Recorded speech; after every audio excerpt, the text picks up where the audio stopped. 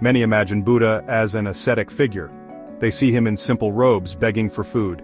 This image of Buddha, often depicted in serene meditation or walking barefoot through villages, is deeply ingrained in our minds. He seems to have renounced all worldly possessions. The simplicity of his life is often highlighted, emphasizing his detachment from material wealth. But is this the whole picture? Could there be more to Buddha's teachings on wealth than what meets the eye? Buddha's teachings on wealth are surprisingly nuanced. While he did advocate for a life of moderation, he also provided guidance on how to manage wealth wisely. They offer a unique perspective even today. His insights are not just about renunciation, but also about the ethical use of resources. His wisdom challenges our modern views. In a world driven by consumerism, Buddha's teachings encourage us to find balance and purpose beyond material possessions. It invites us to rethink our relationship with money and possessions. By understanding Buddha's nuanced approach, we can learn to live more fulfilling lives, appreciating the true value of wealth and how it can be used for the greater good. Buddha taught that wealth should be earned righteously and used to support oneself, one's family, and the community. He emphasized generosity and the importance of sharing with those in need. His teachings remind us that true wealth is not measured by material possessions, but by the positive impact we have on others. By fostering a spirit of generosity and compassion, we can create a more harmonious and just society. In conclusion, Buddha's unexpected wealth teachings offer profound lessons for modern life. They challenge us to look beyond the superficial and to cultivate a deeper understanding of what it means to be truly wealthy. Buddha did not advocate for complete poverty. He lived simply, but he wasn't against wealth itself. His teachings focused on the dangers of attachment.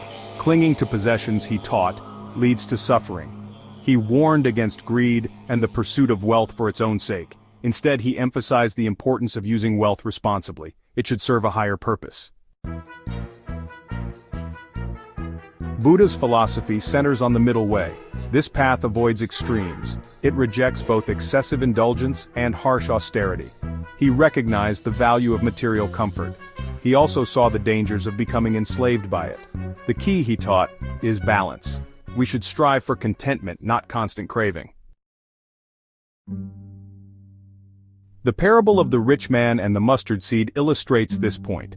This ancient story has been passed down through generations, offering profound insights into the nature of true wealth and the human condition. It begins with a wealthy man who, despite his vast riches, feels an emptiness within. He is troubled by the thought of death and the impermanence of his material possessions. A wealthy man asks Buddha how to attain eternal life. He approaches the Buddha, hoping to find a way to preserve his wealth and secure his legacy forever. The Buddha, known for his wisdom and compassion, listens patiently to the man's concerns.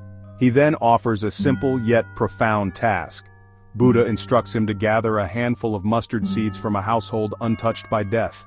The man, eager to complete the task, sets out on his journey. He visits house after house, asking if they have experienced the loss of a loved one. Each time he is met with stories of sorrow and loss.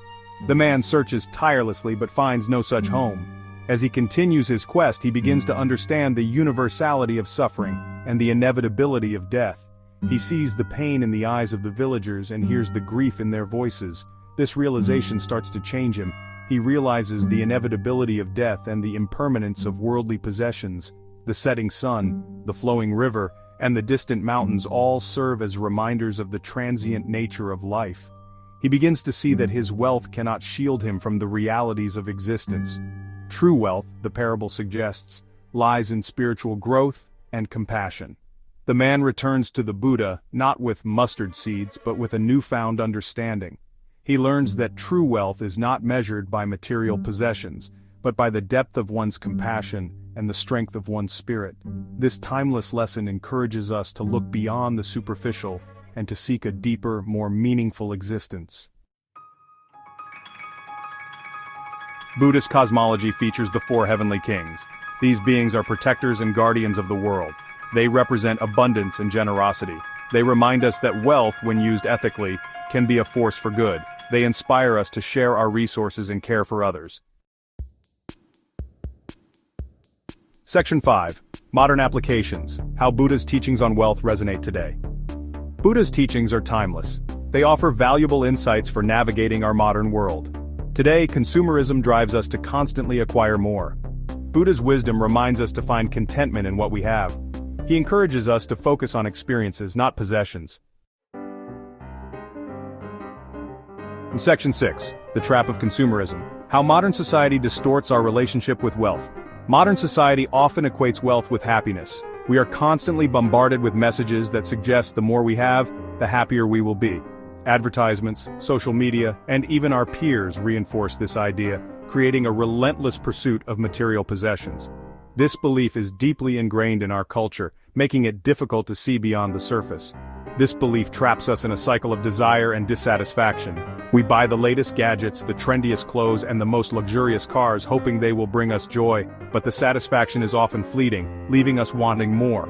The more we acquire, the more we desire, creating an endless loop of consumption and discontent.